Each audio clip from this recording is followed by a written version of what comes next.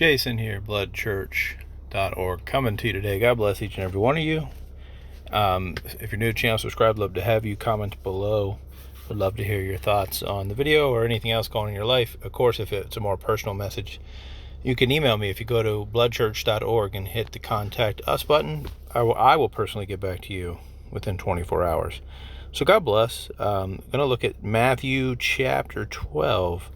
And we'll read here, at that time, Jesus went on the Sabbath day through the corn. So there's a little bit of questions about, because there's really no corn in Egypt and Palestine. So a lot of biblical, atheists will jump at this. But corn in the Bible could mean kernel. You can have a kernel of wheat, you can have a kernel of barley, you can have a kernel of corn. So corn can be wheat.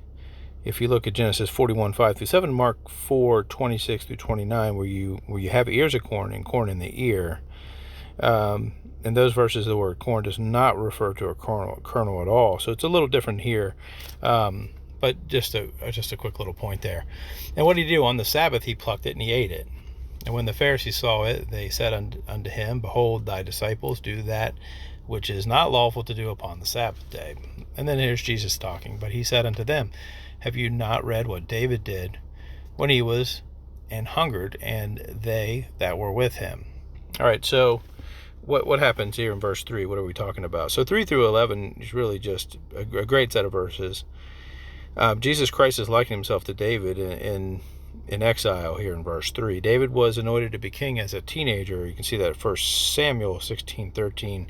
But he had to flee into exile at 1 Samuel chapter 20 verse 1 and 1 Samuel 22 verse 1 until King Saul had committed suicide years later.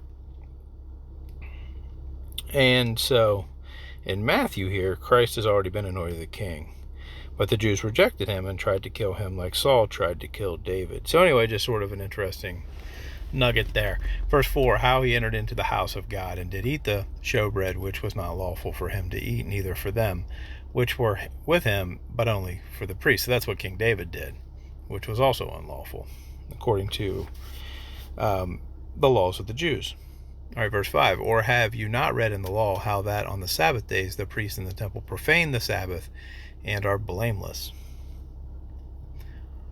But I say unto you that in this place is one greater than the temple. All right, so, there's one greater here than this temple, and that would be, of course, Jesus. But if you had known what this meaneth, I will have mercy and not sacrifice, you would not have condemned the gutless. For the Son of Man is Lord, even of the Sabbath day. So Jesus is implying that he's God here. Just pretty straightforward. And when he departed thence, he went into the synagogue, and behold, there was a man which had his hand had withered, and they asked him, saying, Is it lawful to heal on the Sabbath day? So again, trying to set a trap that they might accuse him. And he said unto them, What man shall there be among you that shall have one sheep, and if it fall into a pit on a Sabbath day, will he not lay hold of it and lift it out?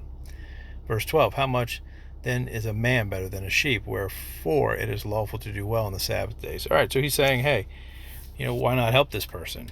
And if you had a sheep and it fell into a pit, would you not help it out? And, very, very interesting. And of course, Jesus is God and makes that assumption here. If we look at our God and King, amen.